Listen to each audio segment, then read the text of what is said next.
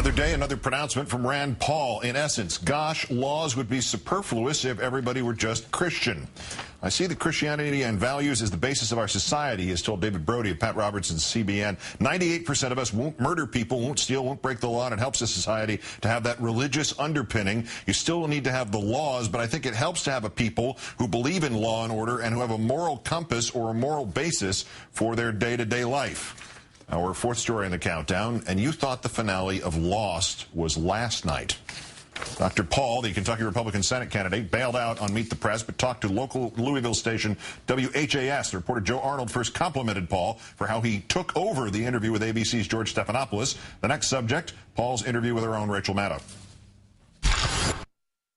Did you say yes? I think the question has to be asked. Did you say yes, finally, that you would have voted yes for the Civil Rights Act? Yes. Yeah, in fact, I've said that several times. But see, I was never asked that. I went through a tortured 20 minutes on Rachel Maddow. She never asked me that. That was never a direct question to me on there. And then the guy asked if he had a nice pair of sunglasses, at which point even that reporter suggested it might have been a good idea if Paul had simply said out and out that he would have voted for the Civil Rights Act. Dr. Paul admitted to making a mistake and tried to portray the issue as a mere philosophical one. But later in the same interview, Paul may have tripped upon the truth. I am more frank and open, and I think some people want that in government. They want a new type of person to go to government that isn't one of these people protecting layer on layer and who will give a 20-minute interview and never say anything. And they want a double coating of anti-glare, leaving us to wonder if Paul's so-called philosophical issues with the Civil Rights Act, as stated in his interviews with NPR and with Rachel, were his more authentic and unlayered answers. Ultimately, the doctor gave Rachel a pass. Because it really wasn't the interview so much that was unfair. The interview, I think, was very fair. Very fair, whereupon he was disagreed with by the almighty Palin. One thing that we can learn in this lesson that I have learned and Rand Paul is learning now is don't assume that you can engage in a hypothetical discussion about constitutional impacts with a reporter or a media personality who has an agenda, who may be prejudiced before they even get into the interview in regards to what your answer may be. RNC Chairman Michael Steele more blunt in characterizing Paul's comments this weekend, quoting, I think in this case Rand Paul's philosophy got in the way of reality. Steele later said that he, quote, can't condemn a person's view, that the voters of Kentucky would decide how to judge Dr. Paul. Let's turn to Democratic strategist Chris Kofinas. Now, Chris, good evening. Good evening. Clearly, you can run for national office and do 90% or more of your interviews with people who are giving you a pass. Former Governor Palin showed us that. But can you do that for a state office, as Dr. Paul is attempting to? Is everybody going to come in and compliment your selection of eyeglasses and your great manipulation of the interviews away from George Stephanopoulos? In a competitive race, no, especially one I think that is as high profile as this one was. So it's just not realistic to believe that you're going to get a pass, nor should you expect that regardless.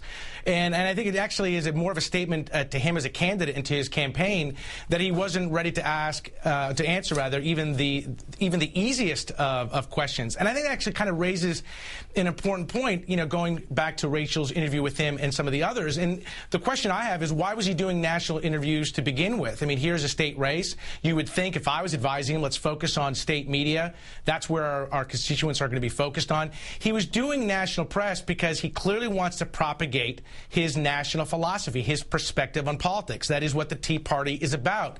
And if you're going to do that, you're playing a dangerous game because you need to be prepared to answer the tough questions. I don't even consider them that tough, to be honest. I think it was a fair question. He wasn't, and you've seen, I think, the disastrous effects for him in his campaign. Also, it's one thing to say, well, as Palin did, that's a gotcha moment. But when it's described, this is described as a philosophical or hypothetical kind of question, as you point out, isn't that what the premise of the Tea Party is? Philosophy and the application of hypothetical situations to what they perceive as what's wrong with government? I mean, that's exactly right. And here, well, one, you know, going back to Sarah Palin for a second, the last person you want to be taking media advice from is Sarah Palin. That is not the person you want to be taking any type of media training from. But here's, I think, the really, significant and salient point. If you're like Dr. Paul and you have a particular perspective of what the role of government is, which basically is no role The government should not be involved or interfering in anything that goes on in our day-to-day lives. If that's the case, it begs the question, what is the role of government when it comes to health care, in particular when you're talking about Medicare, Medicaid, whether you're talking about civil rights, and the panoply of issues that you're gonna basically be confronted with. He wasn't ready to do that, and that I think is a problem for him, because this is not a philosophy class. This is real-world politics, and if you're not prepared to answer those questions, it really begs the question, why are you running? Well, if your answer was, as it was with him, I believe, with Medicare, a $2,000 deductible is the solution to that. Last year he said something along those lines. Now, you can understand why he changed the subject. But now here's another aspect of this. Palin spoke out for him, and there were these sort of veiled comments from Steele. Senator Cornyn, who is, after all, the chairman of the senatorial campaign committee for the Republican Party, called him a novice who stumbled on a question. And he also said, I don't know what all his views are. Are we getting an indication that as the old idea of the fire hose that has gotten away from the firemen here, the Republican leaders don't know what to do or what to expect from this man the rest of the way?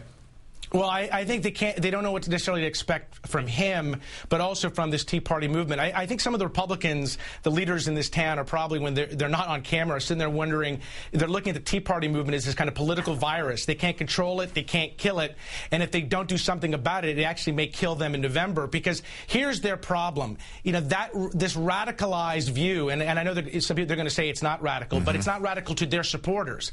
But the reality is, to mainstream America, it is. And if they don't control it, they're going to go completely further and further to the right. That is not a way you can win in November. It's going to be a big problem for the Republican Party. And once again, the late, great Bill Hicks comes to mind, a virus with shoes. With great thanks to Democratic strategist Chris Kofinas. Thank you, Chris. Thanks, Keith.